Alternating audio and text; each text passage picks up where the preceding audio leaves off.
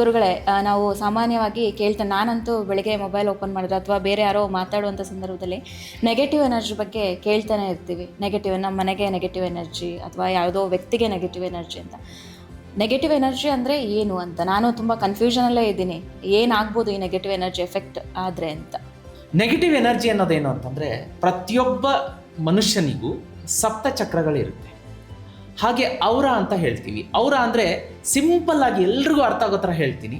ನೀವೀಗ ನಾವೆಲ್ಲರೂ ದೇವ್ರ ಫೋಟೋ ನೋಡ್ತೀವಲ್ಲ, ಹೌದು. ದೇವ್ರ ಫೋಟೋ ನೋಡಿದಾಗ ಹಿಂದ್ಗಡೆ ಒಂದು white colour, yellow colour bright light ಇರುತ್ತೆ. ಹೌದು. ಅದಕ್ಕೆ ಕನ್ನಡದಲ್ಲಿ ಪ್ರಭಾವಳಿ ಅಂತ ಹೇಳ್ತಾರೆ, ಇಂಗ್ಲಿಷ್ನಲ್ಲಿ ಔರ ಅಂತ ಹೇಳ್ತಾರೆ. ಈ ನೆಗೆಟಿವ್ ಎನರ್ಜಿ ಏನಿದೆಯಲ್ಲ, ಅದು ಔರಾಗಿ ಬಂದು ಅಟ್ಯಾಕ್ ಮಾಡುತ್ತೆ. ಔರಾಗಿ ಬಂದು ಅಟ್ಯಾಕ್ ಮಾಡಿದಾಗ ಏನಾಗುತ್ತೆ, ನಾವು ವೀಕ್ ಆಗ್ತೀವಿ. ಹೇಗೆ ವೀಕ್ ಆಗ್ತೀವಿ ಅಂತಂದರೆ, ನಾವು ಚೆನ್ನಾಗಿ ಅಲಂಕಾರ ಮಾಡಿಕೊಂಡು, ಮೇಕಪ್ ಮಾಡಿಕೊಂಡು, ಡ್ರೆಸ್ ಮಾಡಿಕೊಂಡು ಮದುವೆಗೆ ಹೋಗಿರ್ತೀವಿ, ಪಾರ್ಟಿಗೆ ಹೋಗಿರ್ತೀವಿ, ಫಂಕ್ಷನ್ಗೆ ಹೋಗಿರ್ತೀವಿ. ಆವಾಗ ಕಣ್ಣು ದೃಷ್ಟಿ ಅಬ್ವಿಯಸ್ಲಿ ಬಿದ್ದೇ ಬೀಳುತ್ತೆ.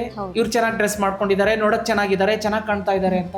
ಏನಾಯಿತು, ಅಲ್ಲಿ ಕೆಟ್ಟ ಕಣ್ಣು ದೃಷ್ಟಿ ಬಿದ್ದಾಗ ಏನಾಗುತ್ತೆ ಅಂದರೆ, ಫಸ್ಟ್ ಅಟ್ಯಾಕ್ ಮಾಡೋದು ಔರಾದ ಮೇಲೆ.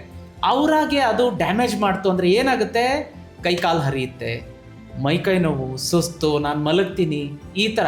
ಬಟ್ ಅದು ಟೆಕ್ನಿಕಲಿ ಗೊತ್ತಿರಲ್ಲ ಅದು ಏನು ಅಂತ. That is called negative energy.